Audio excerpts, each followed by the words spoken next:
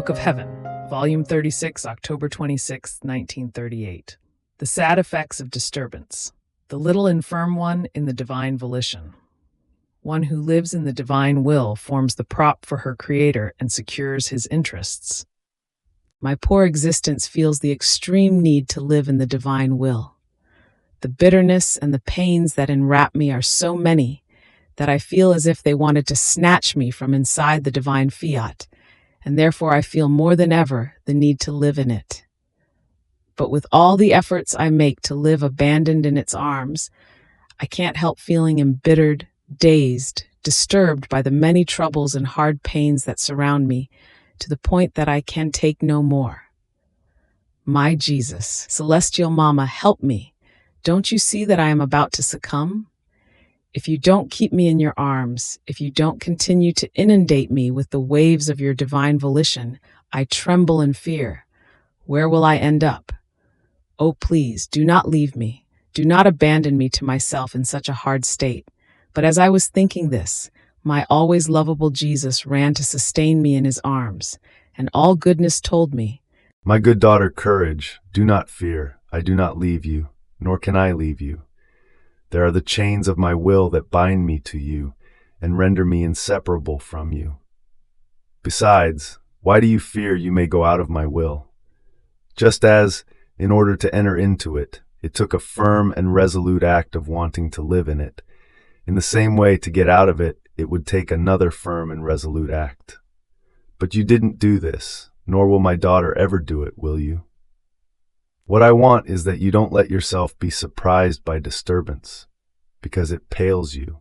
It makes you lose freshness. It debilitates your strength. It makes you lose the liveliness of the light of the fiat. And my love remains repressed.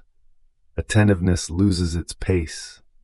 And although you are in my will, you are there as if you were inside a house in which you don't bother doing what you are supposed to do, what you need to do in order to adorn it. Put it in order and give it all the sumptuousness that befits it. So, by being disturbed in my will, you are not attentive to receiving my creative and operating act. Therefore, neither can I give to you, nor can you receive. You are as though idle. But, courage then, since your pains are because of me, we keep you inside our will as the little infirm one. And while I suffer together with you, because those are my pains and I suffer more than you do, I act as your nurse. I assist you. I form your bed with my arms. I place my pains around you in order to strengthen you. Our Queen Mama runs to place you on her lap, to protect her little infirm daughter. And since one who has operated in my will has been the bearer of glory and joy to all heaven, all run around our little infirm one, angels and saints, to assist her and attend to her needs.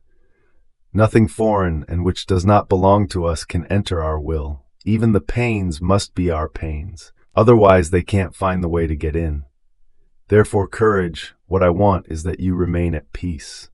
How many times I too, under the press of hard pains, became infirm, and the angels ran to sustain me.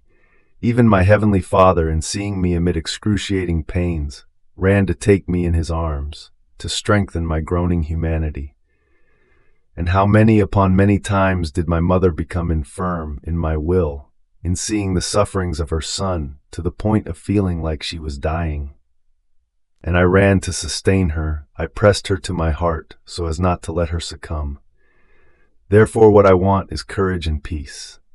Don't lose heart too much, and I will take care of everything. After this, he added, My daughter, you don't know yet all the good that the creature receives by living in my will, and the great glory she gives to her Creator. Each act she does in it is a leaning of God on the creature, leaning his power, his love, his sanctity. The more acts she keeps repeating, the more we trust her and the more we can lean what is ours upon her, because our will is there that gives capacity and strength to the creature to receive what we want to give. But if we do not find our will and her repeated acts in it, we don't know where to lean. She has neither strength nor capacity, nor the space in which to receive our gifts and sufficient grace so that we can trust her. Poor creature, without our will. She is the true citadel without doors, without sentries to defend it, exposed to all dangers. And if we want to give, it would be like exposing our gifts and our very life to uselessness and to the danger of receiving offenses and ingratitudes, such as to make us turn the gifts and graces into chastisements.